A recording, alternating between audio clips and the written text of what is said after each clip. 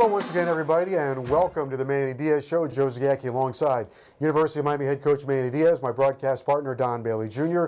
We have reached a bye week, halfway home, 5-1 for the University of Miami, coming off a nice win against Virginia. Great win, actually, 19-14, hard fought. Coach, congratulations at 5-1 at the halfway pole. Thank you. Yeah, we had to grind that out.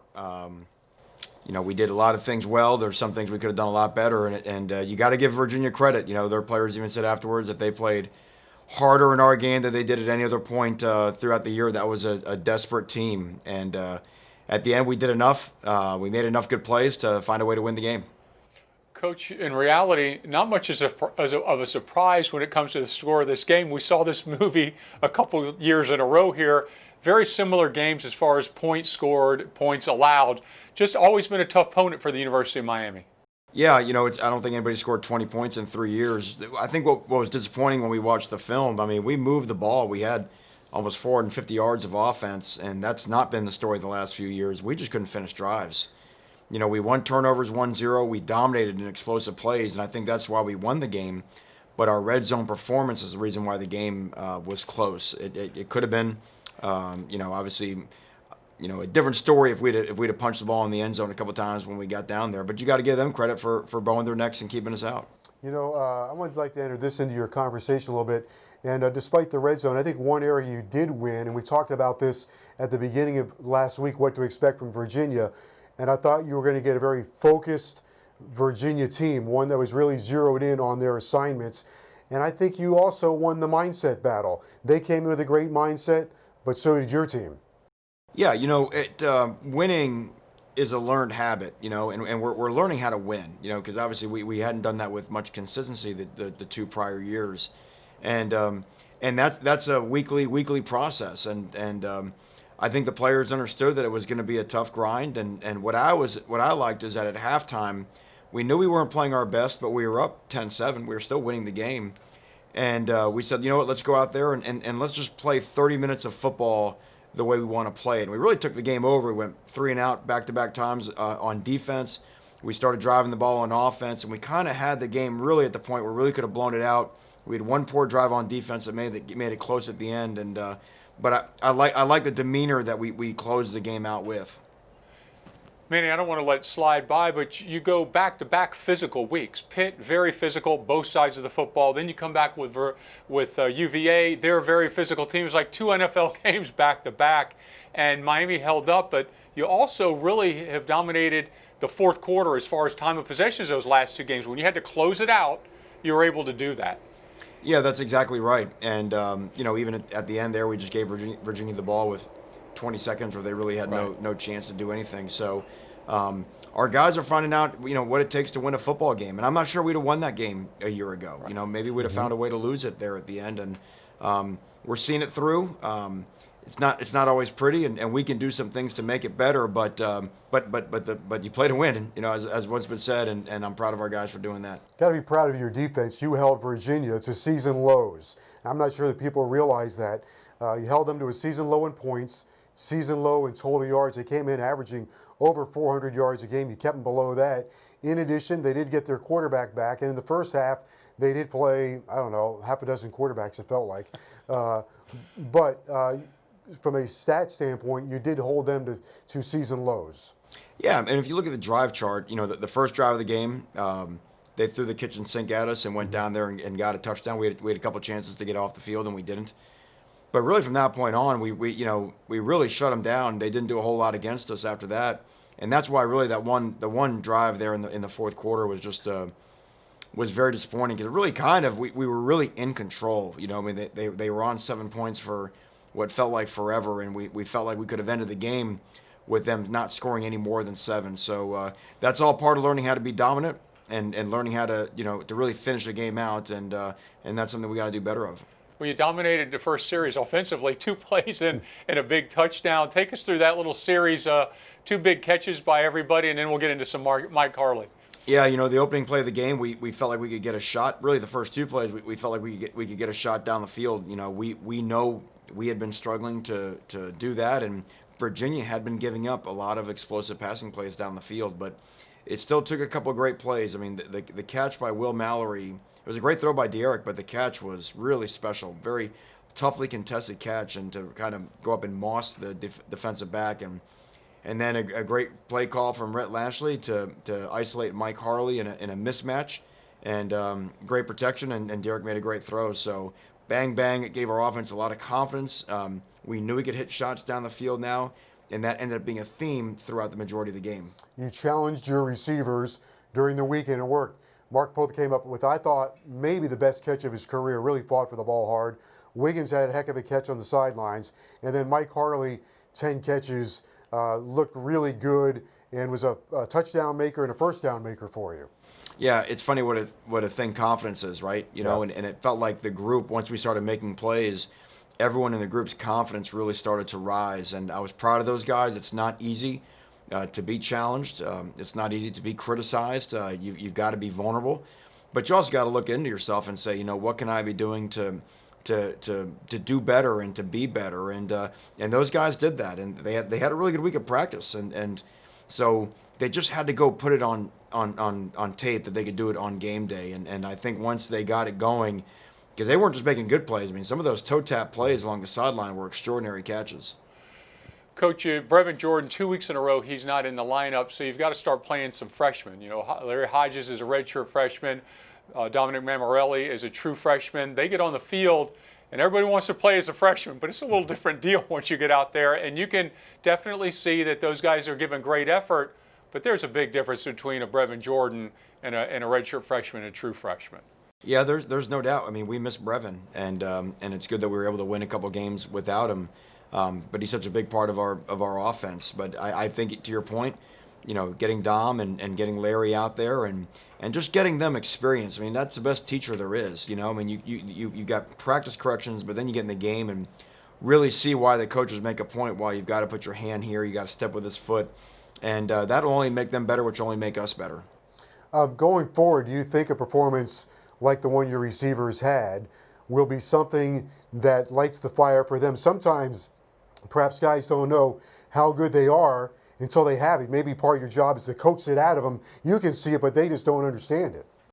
That's right, and you hope it does have a kick-on effect going forward. But what I love is I came in the office the day after the game, and you know, around noon, and Mike Harley is in the indoor catching balls out of a jugs. You know, I mean, not 13 hours after the game ended. So, you know, that shows that he's just not sitting around, you know, proud of what he did. I mean, sure, certainly he's proud, but he's not satisfied. He knows that there's more out there, and that's the type of a mentality that you want your senior at any position to have, because that really will trickle down throughout the rest of the room. But Manny, hasn't that been one of the challenges, is to teach this team the last couple years on the process of winning? And you know, you've got them for 17 or 20 hours, no matter how you want to divide those numbers up, but it does take extra credit to get an A in a classroom. It takes extra credit to get an A on the field. That's exactly right. I mean, you've got to do more, and I think that's where we are benefiting from older leadership. You know, we've had a couple years where some of our older guys have not been the best leaders, not set the tone for the young guys in the room. They've been more concerned a little bit about themselves, and we don't have that this year. We've got older guys that want to pour into the team, that want to make the younger guys better, follow their example, and Mike is definitely an example of that. One of the weapons for Virginia was number 4, Billy Kemp. He had averaged, was number 1 in the ACC in receptions, and I don't really think until late in the game, I don't think he hurt you at all during the game. Was that by committee, or was that more to one guy? It looked like Al Blades had a lot of the assignment. It was by committee, because the way they are on offense, you have no choice, because they lined up in every formation with every shift in every motion imaginable. I mean, in the first half, I mean, it was unbelievable. They didn't have a running back on the field half the time. They put tight ends at quarterback. They put quarterbacks at tight end. They had wide receivers line up, I mean, all over the place. I mean, it was very unsettling for our guys, and we really had to get them into halftime, sort of calm them down a little bit, you know, and sort of solve the riddle of all of Virginia's strange formations. I mean, I'm talking about things that I've not seen in all my years of coaching defense. So our guys did a nice job of that. I think the defensive staff settled our guys down well at halftime, and we started stopping the run. And when you know, it's not complicated. Once you stop the run, you force someone to throw the ball, then I think that always favors us. Coach, you talk about the multitude of quarterbacks that you face, but Armstrong, their starter, I'd like to remind people he threw for 270 against Clemson and ran for almost 100 yards that day. He is well versed at that position and is a true dual threat guy. I thought we were done with that with them when Perkins left Virginia last year, but he seems like he stepped right in and he's a threat. He is, and it was really his feet that were as bothersome as anything, and you know, but again, what they had all kinds of crazy alignments for him early on in the game, but you know, but his best friend was a run game, and when we were able to limit the run game, we had much more success on defense. But he's certainly a good player for them. You know, I think maybe what's gone under the radar in this one is De'Ara King threw for 300 yards, over 300 yards. And I thought one of the more impactful throws in the game was the third quarter coming off the goal line where he sailed one right down the middle, a beautiful spiral where Harley made that sliding catch. I thought that really ignited your offense, but he threw the ball well all night.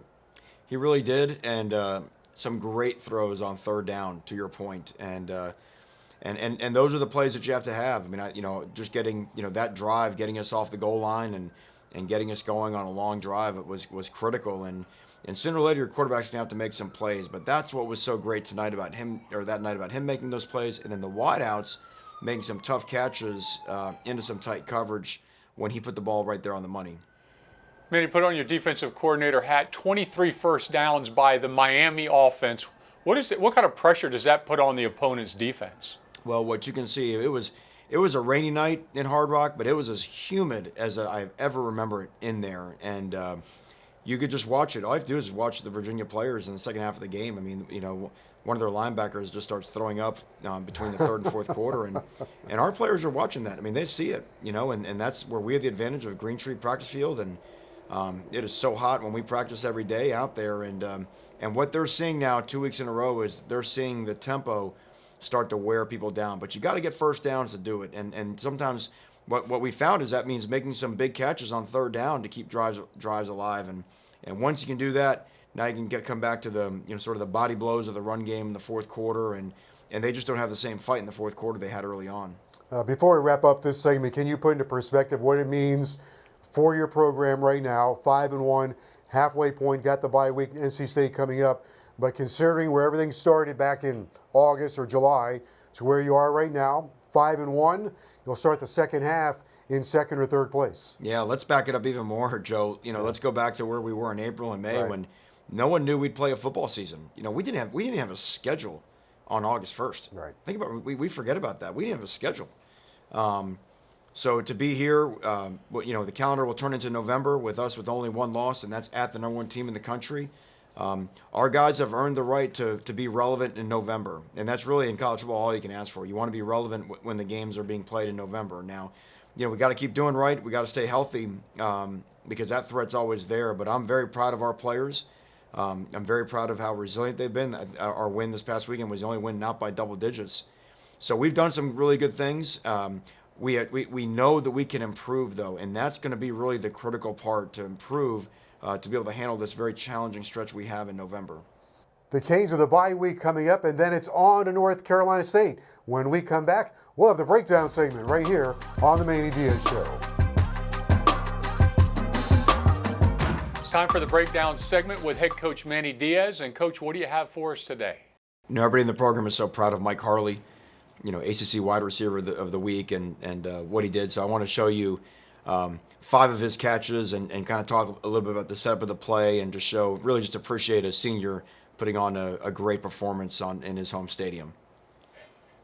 So this is the first touchdown of the game, and the first thing you're going to notice is we just hit the big play to Mallory, and we've immediately got this play called in, and again in the tempo you can see Virginia is struggling to get lined up. We're already lined up, we're ready to roll, and Virginia's not quite there yet. Okay, so bang. So what we've got is a bunch formation into the boundary. So they're running. They've got 4 guys over here. And Coach Lashley came up with a play that we had not run so far this year, and he's going to isolate Mike Harley with whoever the safety here is going to be. But because of the tempo, Virginia's safety is here. This is number 7. He's an outside linebacker. So I'm not sure what their outside linebacker is doing here, but we've got Mike Harley now matched up one-on-one on an outside linebacker. So Mike Harley's going to fake a slant and then a slant and go, a sluggo route. So watch from the beginning. fakes a slant. All he needs number 7 to do right there is just get up on his toes. Mike blows right by him. We've got a great pocket for Derek, and you wish they were all this easy. Manny, talk about the timing on something like that. You see Derek drop back into his drop, and he just plants his foot, but everything's timed perfectly. It really is. I mean, he takes a good drop. You see right there, hits his plant foot, just waiting for Mike just to clear the route. I mean, basically the only way this wouldn't work is if the guy just grabbed him, and once he does, he just lets it rip, and you just know you got it. Sometimes you're the ones a little bit hard, because the guy's wide open, and you just want to put it on him. But a great way to start the game. Explosive passing play, what had been, the thing that was missing in our offense. And look at the excitement. Here comes I believe Mark Pope, to celebrate. They're so excited for each other's success. Now we talk about a great pocket right there. Derek, they only rushed 3. But that's an example of the tempo plus the play calling equals a touchdown. Got a big time mismatch right there. So now the next 4 plays I'm going to show you are all in critical situations. And, anytime you want to win a big game, third down is going to always be such a key to this. And here we are on a third down, and just watch some of the great plays that Mike Harley makes with Derek King, making some third down magic. So this is, again, you can see they've got one safety in the middle of the field. This is Mike Harley right here, and he's going to run a little out route to the top of the field. And watch him. He sets the guy up, gets the guy to sort of get back on his heels, turns, and watch how Derek leads him right to the outside of the field. Bang, great throw and catch. See how the ball is thrown away from the defender, number 8. So as he tries to drive on it, he can't make it. Now, Mike's still short of the first down marker, but he immediately turns upfield and is able to get that first down. So really, really good throw and catch. Great pocket. We'll watch from the next angle of the offensive line, but just really good route, throw, catch, first down, Miami.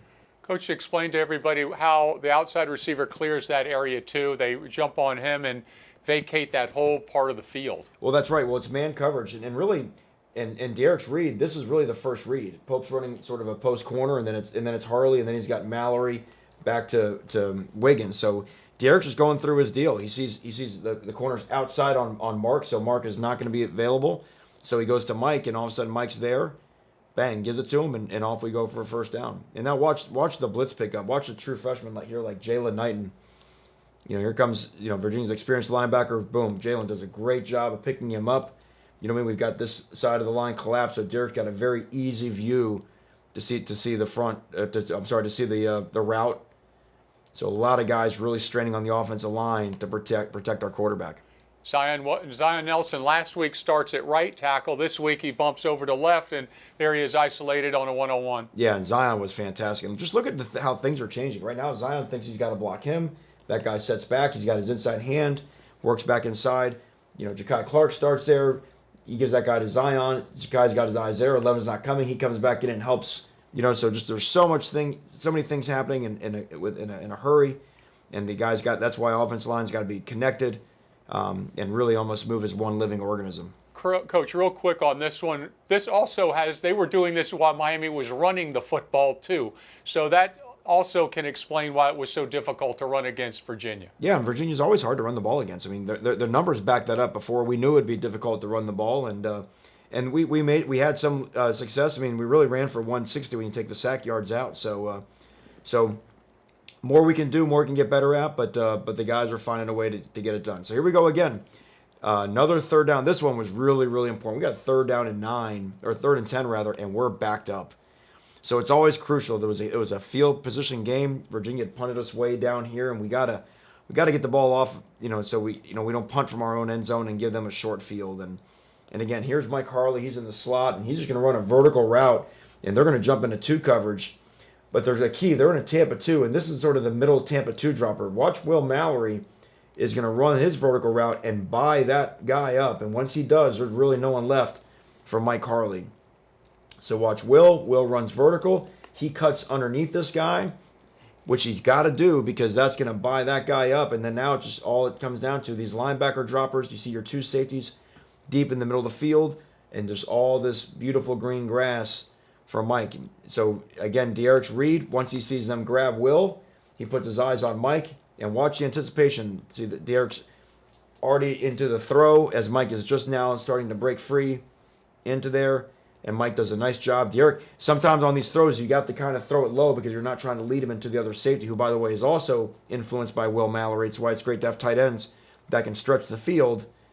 But he does a nice job of not. He doesn't want to throw Mike the ball over here because that's where the other safety will get into play. So he kind of throws it, more on a rope.